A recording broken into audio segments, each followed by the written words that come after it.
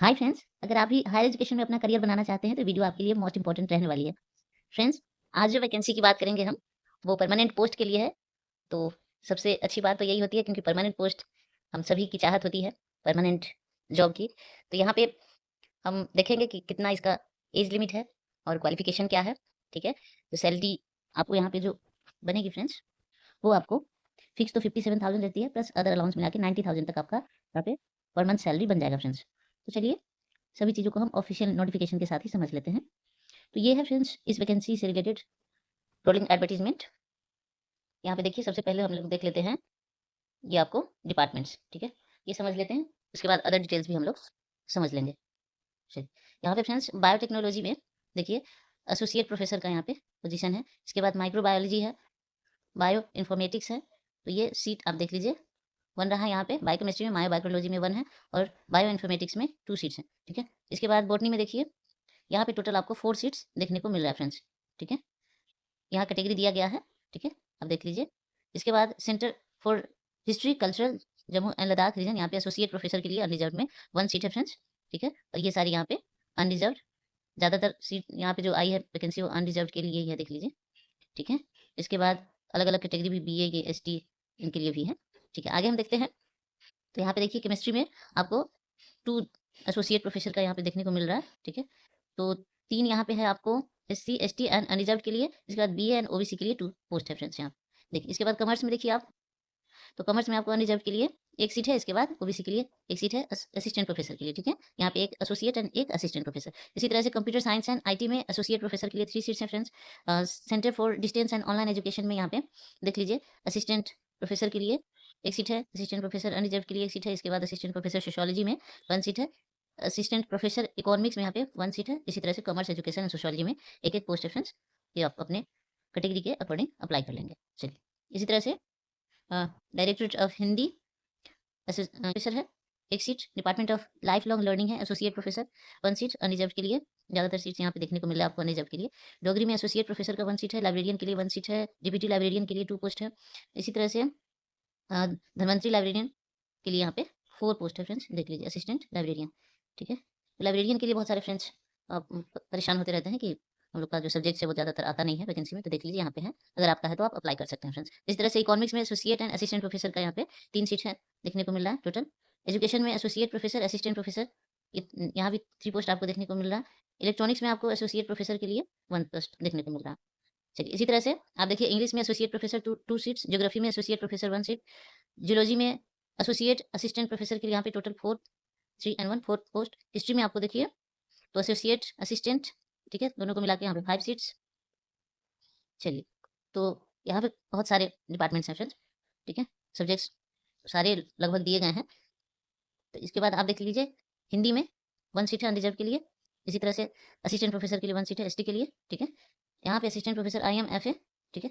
ये यहाँ पे अप्लाइड आर्ट्स, ये देख लीजिए टोटल 6 पोस्ट है यहाँ पे, ठीक है? Total journalism and media studies assistant professor यहाँ पे 7 पोस्ट है, तो काफ़ी पोस्ट है यहाँ पे। सबसे ज़्यादा यही लगा मुझे पोस्ट। इसके बाद लॉ डिपार्टमेंट में आप 3 पोस्ट देख रहे हैं। लाइब्रेरी एंड इन्फॉर्मेशन साइंस में यहाँ पे 1 पोस्ट है। मैथमेटिक्स में 1 पोस्ट है। फिलॉसफी में 2 पोस्ट है। इसी तरह से आगे देखिए, इसी में एसोसिएट असिस्टेंट दोनों के दिए गए हैं फ्रेंड्स, ठीक है? तो आप देख लेंगे। फिजिक्स में यहाँ पे असिस्टेंट प्रोफेसर के लिए 2 पोस्ट है, ठीक है? पॉलिटिकल साइंस में असिस्टेंट प्रोफेसर के लिए 1 पोस्ट है। साइकोलॉजी में यहाँ पे 2 पोस्ट है असिस्टेंट प्रोफेसर के लिए। इसी तरह से देख लीजिए फ्रेंड्स, पंजाबी में 2 पोस्ट हैं। इसी तरह से रिमोट सेंसिंग एंड जीआईएस में असिस्टेंट प्रोफेसर का 1 है। संस्कृत में असिस्टेंट प्रोफेसर 1 है ओबीसी के लिए। School and hospitality and tourism में यहाँ पे देख लीजिए तो 2 पोस्ट है, ठीक है? Assistant professor. सोशियोलॉजी में एसोसिएट प्रोफेसर का वैकेंसी है यहाँ पे अनरिजर्व के लिए। चलिए, इसी तरह से स्टैटिक्स में देखिए आप असिस्टेंट प्रोफेसर 1 पोस्ट है। स्पोर्ट्स एंड फिजिकल एजुकेशन में यहाँ पे अनरिजर्व के लिए 1-1 पोस्ट दिए गए हैं असिस्टेंट डायरेक्टर एंड डायरेक्टर के लिए, ठीक है? चलिए, स्टडीज एंड रीजनल स्टडीज में देख लीजिए दिए गए हैं।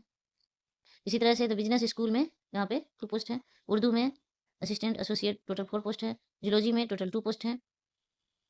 इसी तरह से देख लीजिए तो यहाँ ये भी है, ठीक है?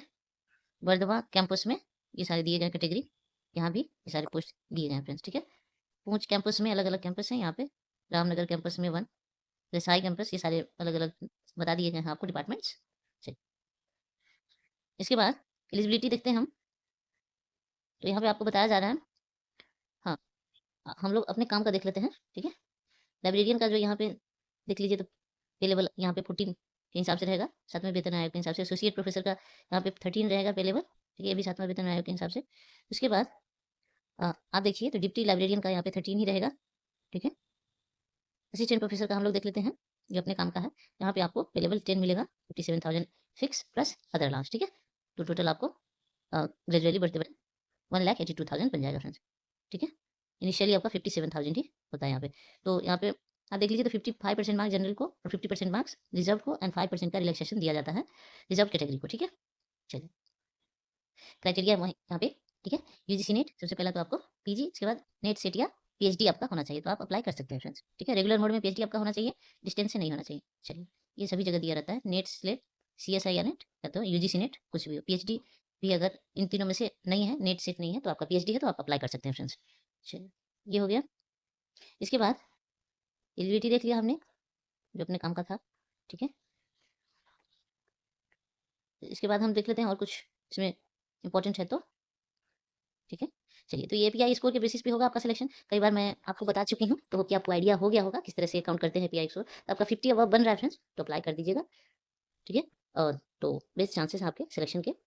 चलिए ये सारा कुछ मैंने कई बार आपको बता दिया है, तो आप अदर वीडियोज़ भी मैंने मेरे चैनल पर है, तो जाके आप ज़रूर से उसको देखिएगा, समझिएगा। बहुत सारे वैकेंसीज़ के बारे में मैंने बता रखा है ऑलरेडी, तो वहाँ से भी आप आइडिया ले सकते हैं फ्रेंड्स। चलिए तो इसमें और कुछ इंपॉर्टेंट है तो हम समझ लेते हैं। ये इनका वेबसाइट भी है और डिस्क्रिप्शन में भी मैं डाल दूँगी, ठीक है। यहाँ पे ये दिया गया है कि आप इंटरव्यू के लिए जाते हैं तो कोई भी टीएडी आपको यहाँ पे नहीं दिया जाएगा, लेकिन ट्रांसपोर्टेशन अलाउंस जो होता है वो नहीं दिया जाएगा, ठीक है। चलिए इसके बाद यहाँ पे फ़ी देख लीजिए। फ़ी आपको 2100 रहने वाला है जनरल, ठीक है, जनरल कैटेगरी के लिए। इसके बाद तो डिसेबल्ड पर्सन है फ्रेंड्स, किसी भी तरह से मतलब, ठीक है, दिव्यांगजन है तो उनके लिए यहाँ पे फ़ी नहीं लगेगा एक भी, ठीक है। तो ये आप देख लीजिए। और बाकी जितने भी कैटेगरी है यहाँ पे, तो वो इन लोगों ने एक ही साथ मेंशन कर दिया है कि 2150 रुपया यहाँ पे लगने वाला है, ठीक है। कैटेगरी वाइज यहाँ पे रिलैक्सेशन भी नहीं दिया गया है, ठीक है। चलिए आगे बढ़ते हैं। इसके लिए बात कर रहे हैं फ्रेंड्स यहाँ पे जम्मू से आई हुई जो वैकेंसी है उसके बारे में, ठीक है। यूनिवर्सिटी ऑफ जम्मू, ठीक है। तो पहले ये वैकेंसी आई हुई थी और लास्ट डेट इसका जो था फ्रेंड्स वो था 3 यानी कि 3 मार्च 2026 तक, ठीक है। लेकिन इसको एक्सटेंड किया गया है, आप देख लीजिए यहाँ पे मेंशन है, इसको 31/3/2026 तक एक्सटेंड कर दिया गया है। तो अगर आप में से किसी ने अप्लाई नहीं किया है तो आपके लिए बेहतर चांस है, आप ज़रूर से अप्लाई कर लीजिए और सिलेक्शन आप अपना यहाँ पे पक्का करिए, ठीक है। चलिए तो ये सारा कुछ बता दिया मैंने आपको, ठीक है। अप्लाई आपको ऑनलाइन ही करना है। और चलिए मैं आप लेके चलती हूँ आपको इनके ऑफिशियल वेबसाइट पे ही।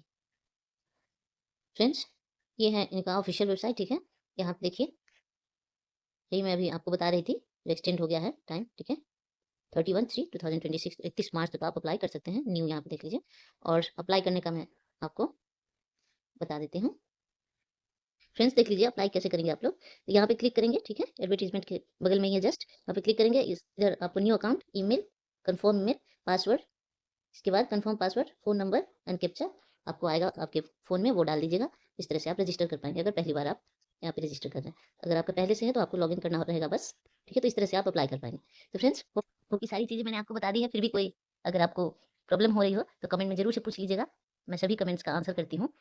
तो कैसा लगा आपको आज का इन्फॉर्मेशन ज़रूर बताइएगा, और कौन से स्टेट से आपको वैकेंसी चाहिए वो भी ज़रूर से कमेंट में मेंशन करिएगा।